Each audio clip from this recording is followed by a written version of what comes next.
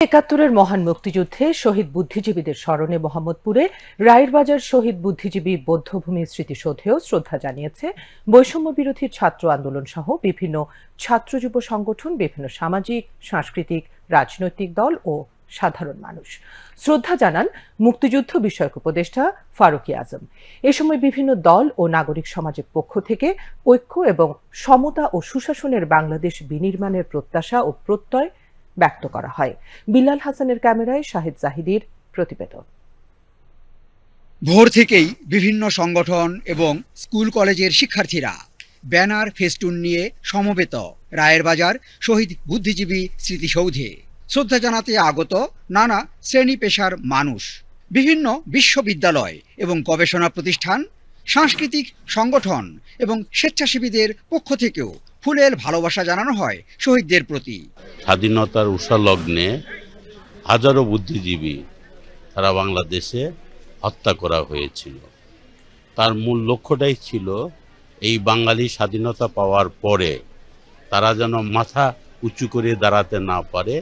এটাই আলবদর আলসাম রাজাকারদের উদ্দেশ্য ছিল। আমরা শহীদদের প্রতি, বুদ্ধিজীবীদের প্রতি গভীর শ্রদ্ধা জানাচ্ছি।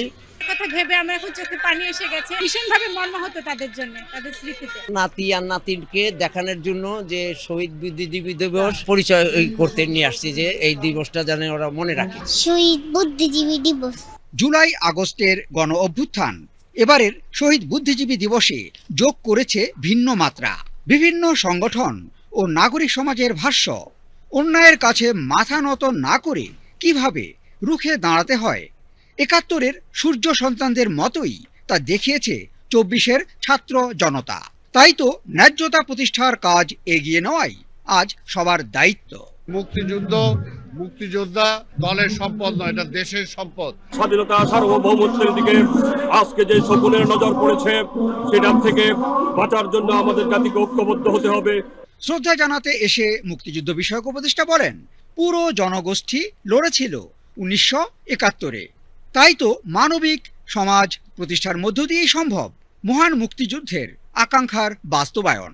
তারা যে অবদান কিংবা যে ত্যাগ, যে বীরত্ব মুক্তিযুদ্ধে প্রদর্শন করেছে, সেটা ৭১-এর নিরিখেই নির্মিত হবে। সুশাসনের বাংলাদেশ বিনির্মাণের প্রত্যাশা ব্যক্ত হলো শহীদ বুদ্ধিজীবী স্মৃতিসৌধে।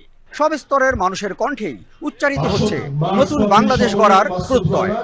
তাই তো বৈষম্যহীন সমাজ গড়ার স্বার্থে সবাইকে নিজ নিজ অবস্থান থেকে কার্যকর ভূমিকা রাখতে হবে ভাষ্য নাগরিক সমাজের।